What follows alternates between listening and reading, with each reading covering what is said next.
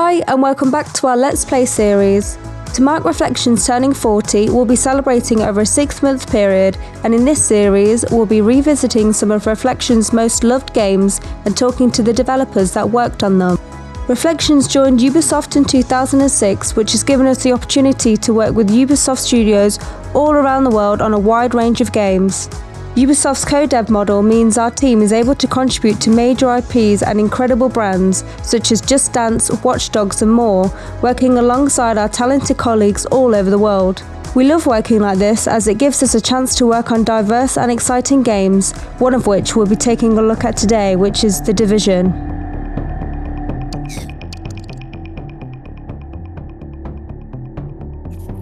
Hello, I'm Ian Mayer. I'm a principal narrative designer at Ubisoft Reflections. I've been here for 18 years. And hi, my name's Dami. I'm a lead environment artist and I've been here at Ubisoft Reflections for over 6 years now.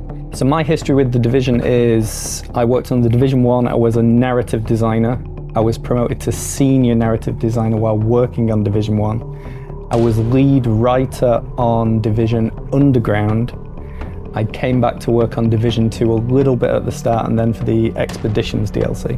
Right. So that was me. Wow. I joined the project on Division 2, so I got to work on, I was put on the main missions team, and I worked on missions all through the duration of production. Yeah. Did you go on the Washington DC trip? I did not. No, I didn't go either. That is a legendary one. So there we go. But like, I saw the photos and I heard all the stories, and it sounded like they had a lot of fun. Yeah. So I forget who it was, but one of the environment artists got cornered by the FBI when in Washington DC for taking photos. I know exactly that is, and we've had conversations about it, and apparently it was very interesting. Yeah, I'm sure that's a conversation you want to have. You jump in? Do it. Awesome. All right. Okay, go for a wander. Let's go for a wander, shall we? So I remember when The Division was first announced at E3, and we're all like watching the Ubisoft presentation at E3 as you always do. And it was like one more thing, that bit at the end where they always come up with something new. And then there was like that infographic video talking about like what the fall of the United States would look like.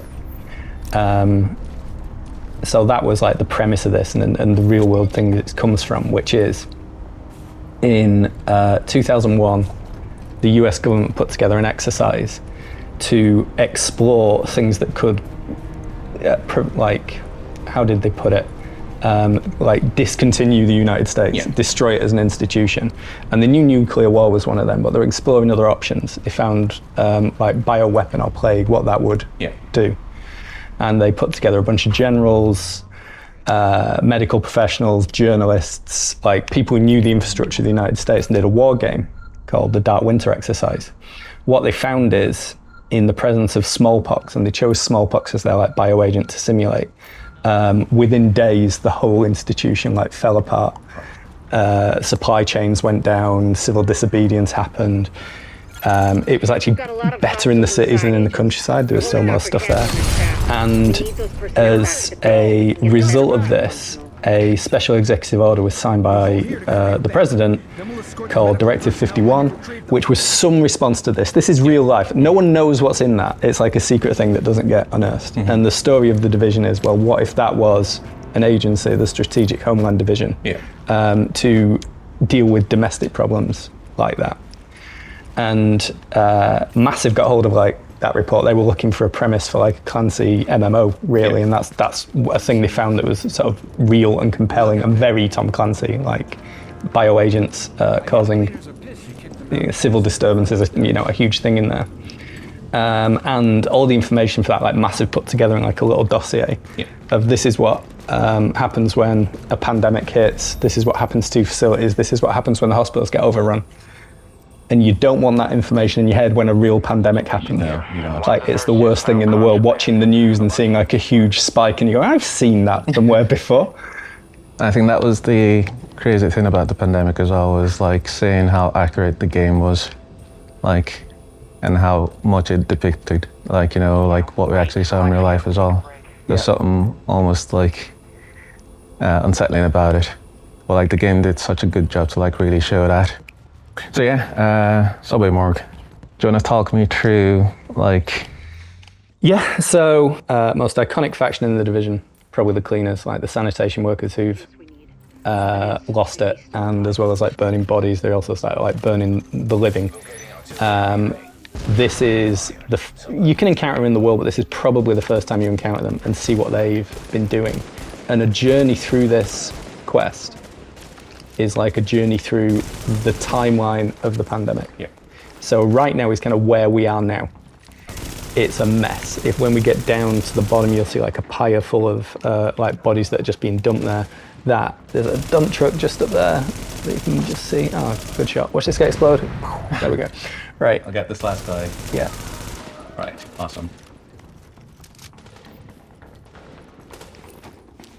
Yeah, so the premise of this place is it is a subway station under construction that was being built during when the pandemic started and has been requisitioned as like a temporary morgue.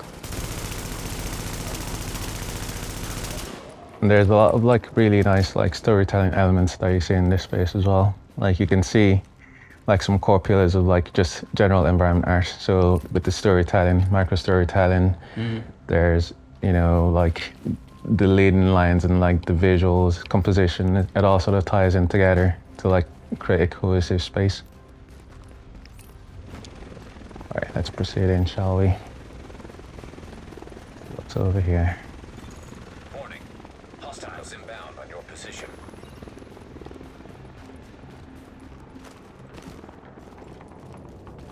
I think you killed them all. Yeah? Oh no, there's one dude. Right. Oh, there he is. Yeah. Here comes a Russia. No. That was pretty easy. Not enough. I can put all the power.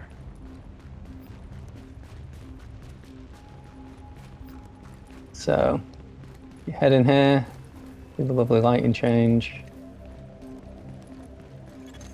Word here is that Rhodes is a bit of a Down you go. He's got the So one of the things I found quite interesting as an environment artist working on this project was just paranoid jackass. the detail. So the amount of detail you find in the environment was like, it was one of the games like back then that I played and I was like, this is incredible. Wait, I've just been spotted. Oh, no, it didn't see me?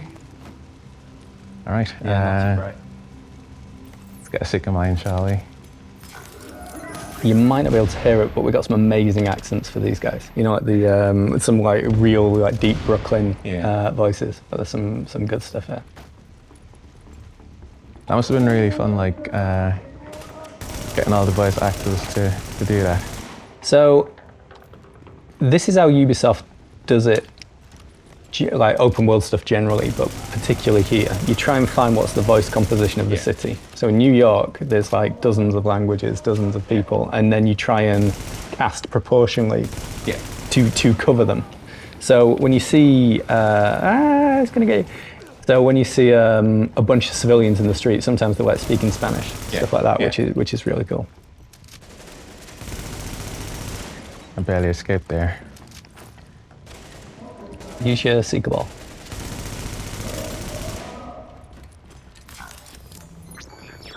There we go. Iconic.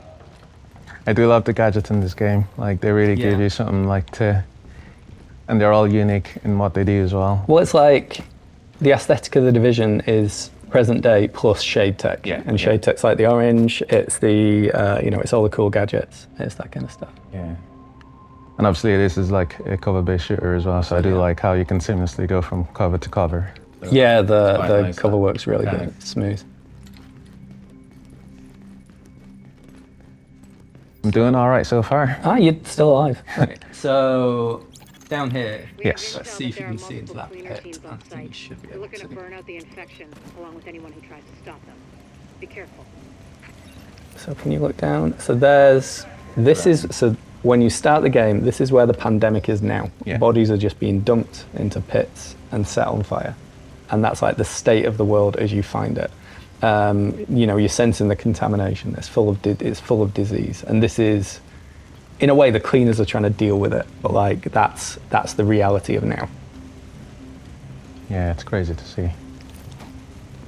Like it really tells the story of what's happened there, doesn't it?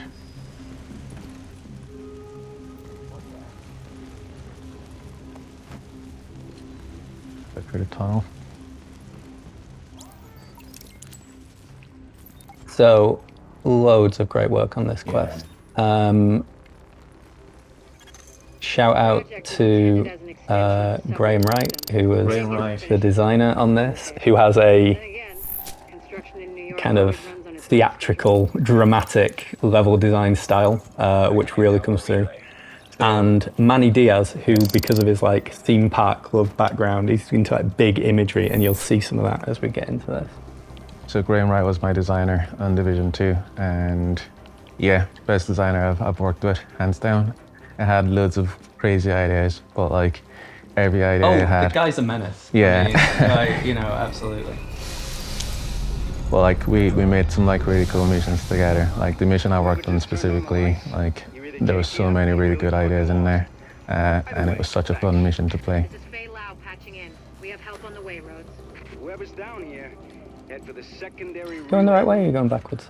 I am going backwards. Get your mask on quick. Let's go down here, shall we? Otherwise, you're dead. So what was the team like when you worked on this? What was the team structured like? So I can't quite remember. I mean, we definitely had like mission cells, so Right. you know, it was like art, design, code all together, and narrative was ran out of massive. I think I was the only writer in Ubisoft who wasn't in massive when I worked on this. Right. But we had some great external support as well. Warning. Now entering a contaminated area. So here we go. So this is like when the pandemic was being managed slightly better. If you look down like to the sides of here, you know, body bag after body bag after body bag, but it's ordered. Like it's not. It's not Yeah, chaotic. it's not super it's not super chaotic. I mean, it's horrible, but like there's still a sense of order here. So you've just gone a bit further back from chaos to when things were just being dealt with a little bit better. It's a bit grim, isn't it? It's horrible. Seeing all that bloody.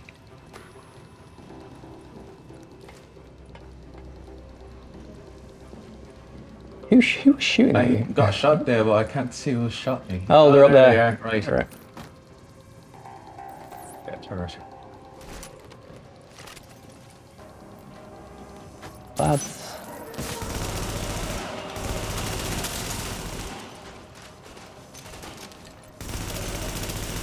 So I love the design of these guys as well. You know what I mean? Like you understand it. You understand where they come from. There's tons of like improvised details. Like things are taped up on them. You know what I mean? Like to fix these suits.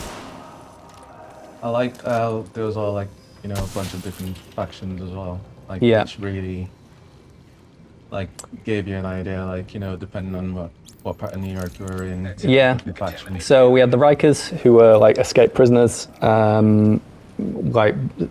You know, a prison overall was like their Yeah. base thing, and then tons of weapons and a bit more kind of, they had a kind of action movie thing going on with them. The cleaners, obviously, it's like the, you know, construction workers, the sanitation workers who've militarized. Then there was the Last Man Battalion, who were like the paramilitary unit, who were like the end game guys. And I think rioters, who were like just almost like civilians who weren't really organized, who were doing it. So we were working on this. We had this rioter faction. They were doing terrible things in the streets. And then like real world politics, you had a lot of like riots and stuff like that. It really impacted like what we were doing. Yeah. And you sort of realize you are going to be making political points with the game. You can't help it. So we had to really be careful about what we were saying and doing. Was that a challenge for you? Yeah, it was. I mean, it was more a challenge at like direction level, Right. but you just realize with a real world setting, dealing with real world problems. I mean, especially when like afterwards we had a pandemic. You know what I mean? When, like we saw this stuff. Yeah, it does make you cautious and respectful of what you're saying. But that's definitely it. Was there, do you remember if there was any like, you know, technical constraints or like any major hurdles when working on this?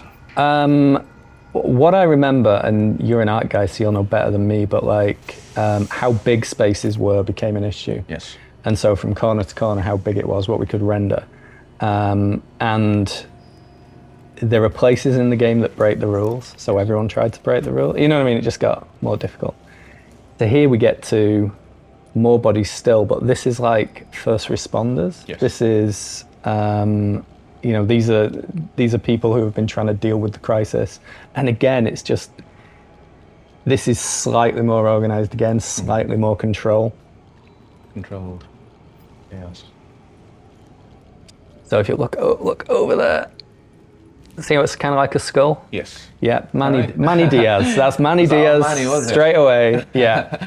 Like, you know, he was into these big, like, grand architectural features that mean something. So that was that was like that, isn't it? Yeah, pretty good. So the technical constraint we had was, I think it was like 100 meters or just beyond 100 meters, and anything beyond that was difficult to render. So when we were crafting spaces, it was more an issue in the open world than it was in mission spaces and like interior spaces, but it was something that we had to account for. And it was something that when we thought about designing spaces, we had to think about how big we wanted that space to be, just so, you know. Like, New York City is just full of eyeline blockers. Yes. You know what I mean? Yeah, So like yeah. Washington, DC, it just feels, you know, it's more expansive. Right? Exactly. So that's, A lot more. And obviously you got a lot more high rises in New York. Wasn't the same in Division 2, so there was a lot more open spaces. So we had to get like creative with how we showed stuff.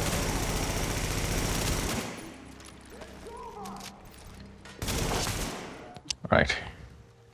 Cool. Would you like to take over? I will happily. All right. The safe houses. Oh, look, another player. It's good to still see players playing the game. Hey, dude. No? Okay. I got the best right here. So yeah, we got a ton of safe houses, which were... Were you involved in any of the creation of the safe houses? Yeah, and like stuff like this, man. So the storytelling of what a space looks like when people are there who shouldn't be. You know what I mean? It's like, this is a theatre. Just look at the details. You know what I mean? The kids' toys, this kind of thing. That kid being comforted. I mean, it's kind of heartbreaking. You know what I mean? But these are like these little stories just tell a world. It's great stuff. And it's putting on those like human elements, right? That really like sells it as well. So when we were, let's get outside and I'll tell you this. So, where even are we? Back out. Back out. Okay, so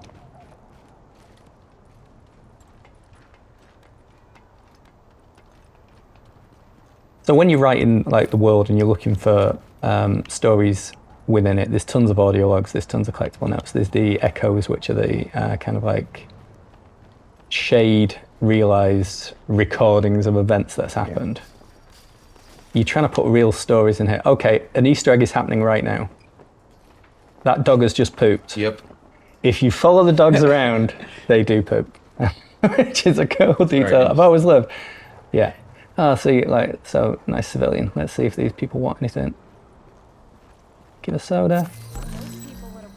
And I got a jacket. This always surprised me, which is you've got these civilians walking around with plague. You know, you give them a bottle of water and they give you their underpants, and you're like, yeah, that's fine. That's all you need, right? Yeah. So if you pause there for a second, I just wanted to talk about like the leading lines that you get. So you can see like the clear channels, you know, of how we're wanting to lead players like on different environments. So you've got the snow like clumped up to the side, to the edges of the road, and you know the middle, and then you've got the clear path that sort of leads the players, and that's one of the things that we did a lot of, and we did it in the Division 2 as well. You know, with dust, we didn't have snow at our disposal, but we had dust, and we had those clear like leading lines and clear pathways for players to like, you know, to lead them in specific areas we're wanting them to go as well. Like, this is unmistakably New York. It's really just such a beautiful version of it. Look at all the litter, all the rubbish. It's like, so when you're walking through the world, you'll find stories which go on and on and on. You can actually trace the paths out of here of where like evacuation routes were, this kind of thing, where, you know, and then eventually blocked. Like you can see evidence of fires, you can see evidence of like repairs, you can see like all this stuff, and you really can trace it through the world. So a thing that happened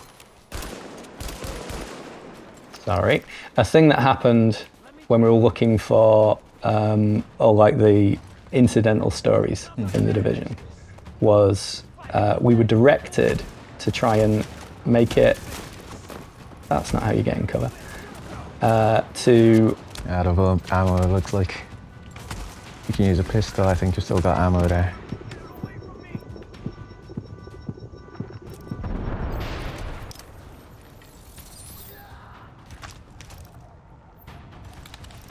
There we go. There you go. So we were directed to come up with stories which were, what would you do if suddenly there were no rules? Yeah. You know what I mean? Like there was a freedom in it. You know what I mean? What would you say? How would you act? Put yourself in this shoes kind of thing. Yeah. And a piece of writing I did for that is like the most attention anything I've ever written was, which I did a coming out story. I did someone phoning a mum, going, "Mum, I'm gay," and I have never, I never felt I could tell you before, but now I don't know I'm going to survive. And there was a second call where a mum phoned back and it's like, "I know, I've always known, and it's fine." Wow. And it got picked up a bit by the press, and that was lovely. That's amazing. But what we found was, the more stories we put in the world that were like heartfelt and people expressing real emotion, the more tragic it all became. Every time someone was kind, every time someone, expressed some like human emotion, it just made the whole thing worse. And then having lived through a pandemic, what we missed was no one had dental issues. No. Because in real life, that was the thing everyone was dealing with. I can't get a dentist. Got ammo. Pretty hard, like, wasn't it? Yeah. All the signage, you see like all the fake movie posters and things, they've all got a narrative path. And legal pass as well, right? Oh yeah, legal are very interested in this stuff. We need to find one, but like, if we find a soda machine, all the in-game sodas and sweets and stuff, they're branded. I mean, even with the vehicles as well, looking at the vehicles, like they all had to go through legal. Oh, like the vehicle team. Here we go. There's the classic. Let's see if this happens. So do you remember in the trailer video, a guy? The door. They closed the door. There we go. I remember that. That was amazing. Yeah. That got a huge amount of response. Yeah. Hey, buddy. Is that the same dog or a different dog? That's a different dog. Right. Bark, I think there's an achievement for not killing any dogs, which is a good achievement. which is wise. Yeah. Should we go in the dark zone? Let's go in the dark zone, yeah. Okay, the big innovation, or a big innovation, which is a multiplayer space. So you go in here, you are in potentially PvP or PvEVP. You don't know who you're going to see, you don't know what you're going to find, the rewards are better, but also you can betray people, so you can become a rogue. Have you got like enough resources? Have you got Oh no, I'm probably going to die. We'll see how this goes. But look at this now. So contextually, this is like the original bit they sealed off in Manhattan, where things got too bad, and the full, and like any sense of order pulled out. like a free-for-all, isn't it? It is, and so look at that beautiful building. Just the atmosphere it looks amazing. It really does. Okay, someone's up there, and the health bars. Yeah, if you look really closely as we keep going forward, you can see certain things pop in, and that's due to the streaming constraint that we had.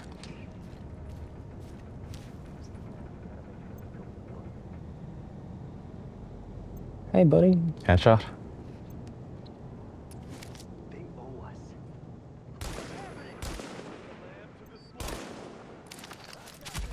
He's a bit tanky.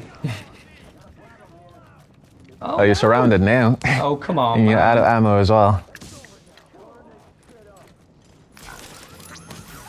Sprint.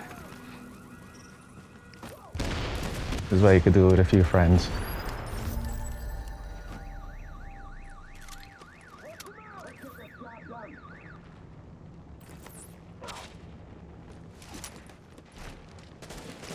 Okay, dudes. Was there any like specific narrative elements that went into the dark zones? Tons. So we, yeah. So everything's worse in here. So like with this things like you'll see a chemist and it's like the most boarded up and defended place you've ever seen. You know what I mean? Just sort of showing the story of people panicking. What were they doing? Yeah. You're just out of chaos. Yeah, and like again, you can follow like paths through here. So badass. You're doing well. I'm alive. So when you play a game, you know the rules. You know what I mean? Like you engage in the rules. And when you're outside of the dark zone, you're doing essentially the same stuff. Yeah. You're picking stuff up, you're fighting people, you know, you're finding things. Because you don't know if you're going to encounter players and what they're going to be like, it makes the sensation of being in here completely different. Yeah. I do like the changing visuals as well, like the burning cars. Yeah. Like even the bodies on the street. There's something very unsettling about it. Burning buildings. It adds a bit more to the atmosphere, and you can tell you're in a different part of New York.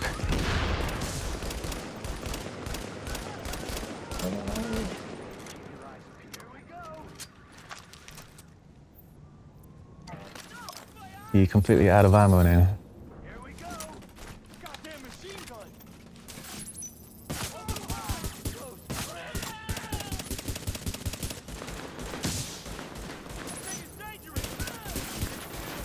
So naming, you see like all the like boss guys there, so he's got the name Cowboy. When we got to Division Underground, we had a generation system for all these names because we had like a potentially infinite amount of them. And it was a series of first names and last names, which we took from like second division baseball players. Yeah. And then a nickname, you know what I mean? So like our nickname or honorific. So the military guys are like sergeant and major and that kind of stuff. And the Rikers, the prison guys, we just tons of different nicknames. And that caused so much trouble with legal. So all the like locations we did, like the main missions, like any like points of interest, there was always an element of like we had to think about the theme of the space, and then we have to break it down into sub-themes as well. So breaking it down into sub-themes allowed us to think about the story we wanted to tell with each of these locations. And if it was a main mission, we think about the space, what was going into that space, and then thinking about how the story could fit into that space as well, and thinking about the human element that we could pull into the space as well, but also making sure that it works with the space and we weren't introducing any alien elements, because it's quite easy to just throw stuff into the space, but you want it to feel natural, you want it to feel cohesive. So the challenge was making sure that whatever story we put into the space felt natural. And we'd work with like the narrative team, for example. Hey, look at that, you're dead. Work with the narrative team and just get that story, prop it together, put it into the world, see what it looks like, get it signed off. And yeah, there's a lot of spaces that we designed and we dressed with that in mind. Show me how it's done. Come on. Not sure I can do any better. It's nighttime, different visuals. So interesting world building point, like how much power there is here. Because obviously returning power to New York is a big thing, and you do actually see the impact as you repair things. And this is kind of in a more repaired state from what you did. But there's always just enough power so things look cool. Legally, what you can show and what you can't show and what you can depict is a minefield, and it changes from territory to territory. So that is absolutely, look at that, look at the dude. There's a guy in the window. There you go, yeah, like all the life that gets put in this game, and you can walk by those and never see them, but if you stop, you start hearing things. And they have real conversations, these conversations which follow on from each other, so if you've heard one, you can hear the next one. Yeah. There's a lot of stuff like that. Nice. There you go. So, right, see that Licks logo there? Yes, this one. Right. Yeah. Licks soda is now in so many Clancy games, and it was made for this. It was based on Fanta. It has the company as a backstory and everything like that. And seeing that logo turn up it's even turned up in Far Cry, I think. Yeah, Seeing it around the other Ubisoft games yeah. is interesting. Tiny bit of lore no one cares about, but I wrote it. That's nice, isn't it? Seeing something that you wrote get really popular. Like, we'd done The Division, and we'd done Underground, which was our like sort of dungeon crawler version of it, and Massive had done Survival, which was like the more survive and extract kind of like gameplay. I remember us not knowing what the sequel was going to be, you know what I mean? And then it was announced that it was Washington DC, and it's just quite a different place. I mean, it's like iconic, perhaps not as iconic as New York, but it's got a whole different space. How did you feel about Washington? You know what I mean? You're making it. What's your take on it? I mean, Washington was very unique in its own way. We've gone from the winter in New York to summer in Washington, which is a real, sort of like visual of what you get of Washington. So that transition from the winter to the summer was very interesting, and it was very unique in its own sense because it gave us the opportunity to create the world in its slightly different way as well. We didn't have snow at our disposal. We, like I said. So it's like the decontamination powder, wasn't it? The yellow dust, which was sort of the key environmental visual. So yeah, we had to think of clever ways to make, Washington feel like the situation there wasn't as good as well. So what we did with the world building for Washington was we used elements. We used a lot of different elements in comparison to what was done for New York. There was a lot more vegetation. There was the story of the flooding as well, which you could see in certain areas. So the main mission I worked on actually was part of the area where you could see that flooding and the impact of the flooding. But with the vegetation as well, it was taking the source of any something like a planter, for example, and having the vegetation or the ivy grow out from that as well. Help these guys. Look, it's I'll give them a hand. Yeah, it's our guys. JTF. Right, I'll kill this guy. There's that secret mine. I don't know who's done. So yeah, with Washington as well, there are a lot of postcard areas in Washington, and we went into that with the mentality of, we're going to keep the primary structures of Washington, but we did have, the freedom to change certain things, just not change the footprint too much. So we had to make sure that the footprint worked for the gameplay we wanted. And you got the Capitol, you got the Washington Monument. Yeah, so many postcard moments, and different areas. And a lot of iconic buildings as well. And I think the story of the flooding and the elements of adding a lot more vegetation than you see in New York really helped gave Washington its own unique visuals.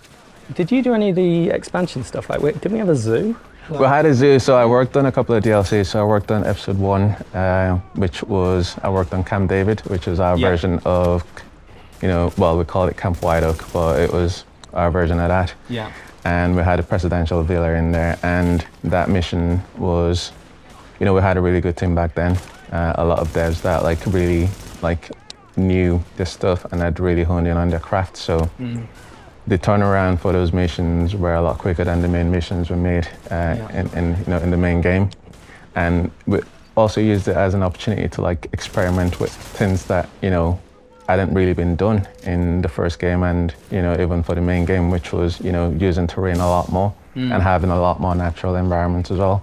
Yeah. So Camp White Oak was a really good example of that, and just really pushing the boundaries and not just having buildings or a cityscape, and more pushing into and leaning more into the natural elements that really made it what it was. So I worked on that. I also worked on Warlords of New York, which was a return to New York, actually. So that was that expansion, and I worked on the... Oh, I'm not meant to be shooting civilians. I shouldn't have done that. I'm sorry. Can I give the man in? Yeah. I think they're still all right. Give them a bottle. Yeah. Give you a hat. Sorry.